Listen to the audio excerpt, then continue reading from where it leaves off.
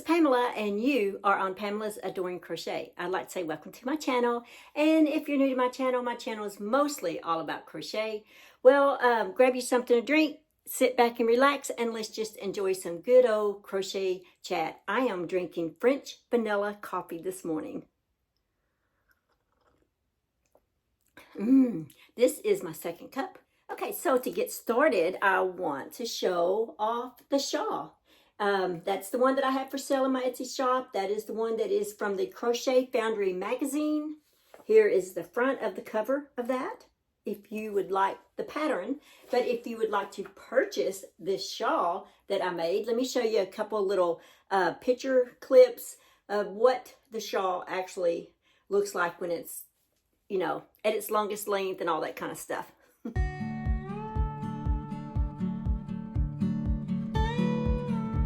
Okay, so this shawl is made with 50% wool and 50% acrylic, and it is ice yarn. So whoever purchased this, I will send this with them, with the shawl with them. I will send this with the shawl so that in case you need to do something to it. Maybe you want to add some fringe or something, you know, whatever. So I'm going to go ahead and send this. I used just a tad bit out of it to do, I don't know, maybe 4 rows. And then I felt like that was enough. And so I have this left over. So I'm going to send that with it. But here it is. And I can't figure out how many yards are on here. This stuff is just so tiny. And I don't know the color, but it's very pretty. So it's 50% wool, 50% acrylic. Matter of fact, I enjoy making this shawl so much that I'm going to make another one for sale in my Etsy shop. Look at that. It's going to be basically the same colors, but it's going to have the blues in place of the maroons. There it is right there. So that will be my next shawl that is going up for sale in my Etsy shop. Let me show you a little video clip of the 2 sloths that I got finished. If you were on Facebook yesterday, you did see them. So, but it was just a picture. So let me show you them a little bit up close. So the other thing that I have gotten done are these cute little sloths. Aren't they just adorable? Oh my gosh. I love these things. Let's see. And then they got little, look at that on the back. Now one sits up a little different than the other, and it all has to do, I guess, the way I put the legs on. But they're super adorable.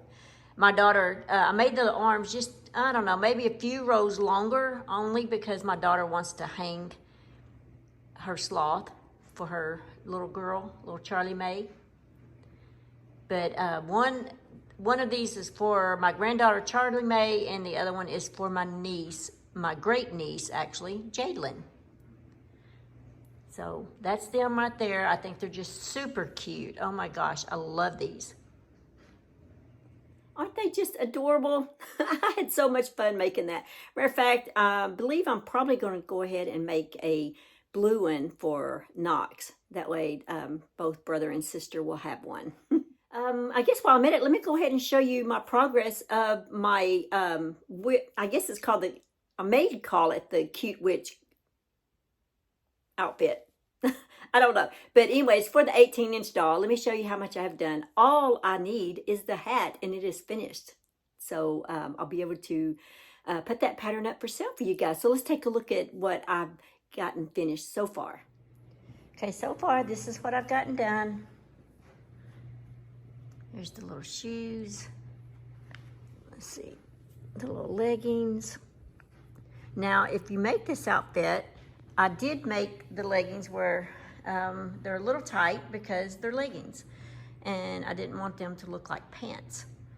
So I used a G hook on that, and if you feel like you need to use an H hook, that will be fine too.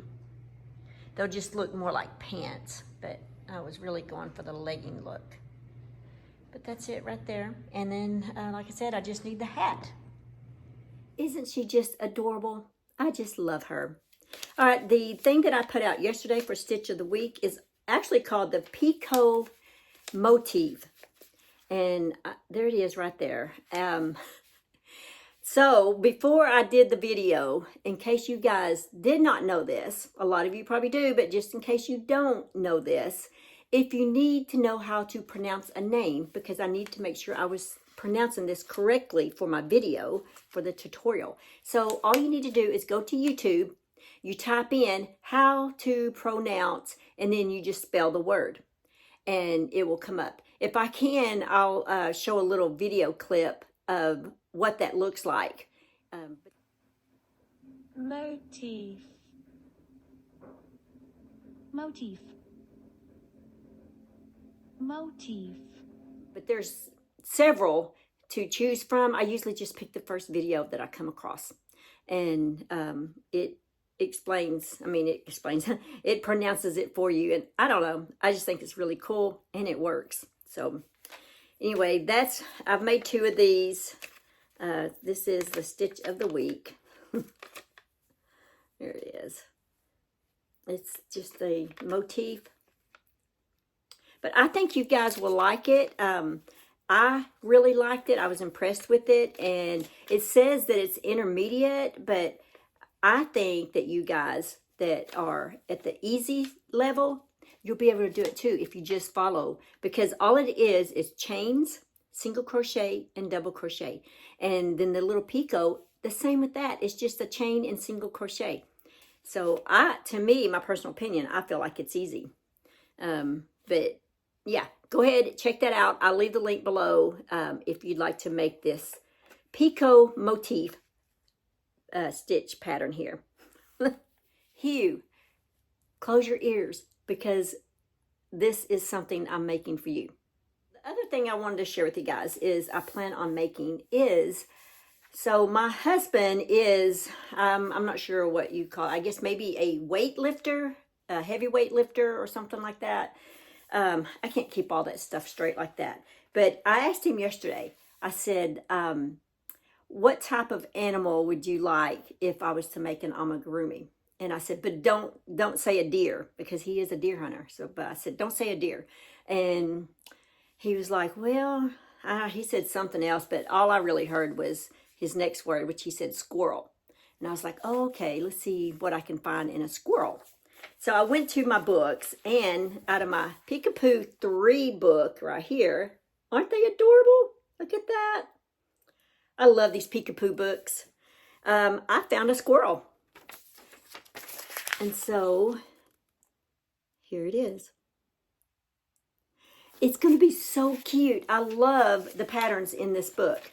But I'm going to put a little twist on this. I'm just looking to see if there's another picture of the squirrel. I really thought there was, but I don't know. I really don't see another picture. Huh. But I do see this right here where they have it like that. But anyway, so what I plan on doing, I'm going to put a little spin on this. I'm going to have the arms up instead of down like they have it. And I'm going to make a, gosh, what do you call that? A dumbbell bar, maybe?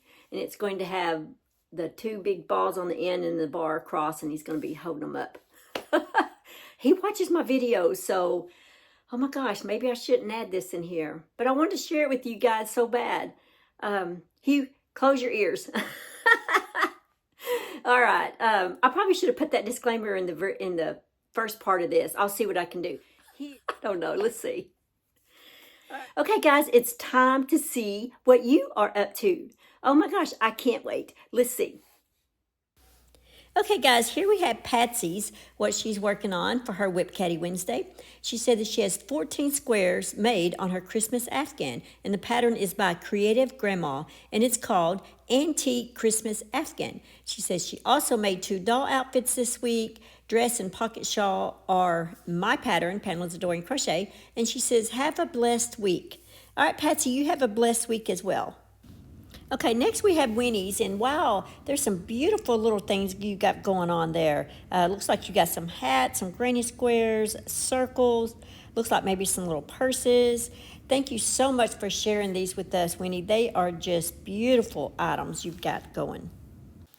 Okay, this next one I wanted to share with you guys. It's not really a WIP, but I thought it was a great idea when I saw that Patsy posted this in the Facebook group page.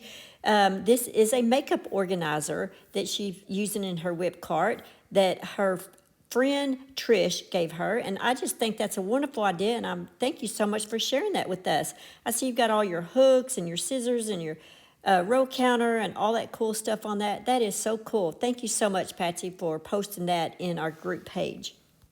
Okay, and the last one I have is my sister Tanya. Now, she crocheted the 1-inch pumpkin, and she made hers a little larger by adding a little more stuffing, and I believe she added a few more rows and then made it just extended it a little bit. But let me show you this cute little video clip she sent me of her process, or the ending process of making this.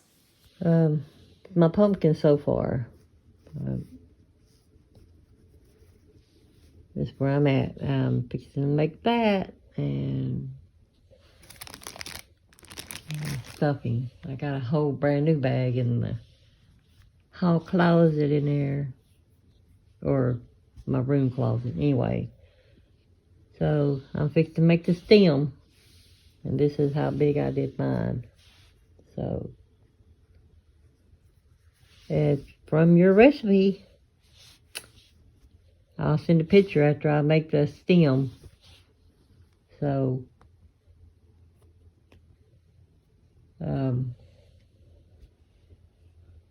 this off, I'll fix it and go back and see how you did the stem. and you want to make sure you tie that. There you go. Alright, Just keep I gotta doing go that make back the and forth stem. till you get the exact shape. That was just beautiful. Oh my gosh, you have some amazing, beautiful things. I love all the beautiful fall projects and things coming up. Don't forget, I do have a tutorial coming up of the pumpkin pouch. I can't remember what name I actually gave that, but the pumpkin pouch. Here's a picture. Ding! All right. Yeah, that's gonna be cute. Let's see, what else do I have for you guys? I'm looking around my yarn room here, which, well, I could go ahead and read our By Still Waters book. A glorious tree. A good tree cannot bear bad fruit, and a bad tree cannot bear good fruit.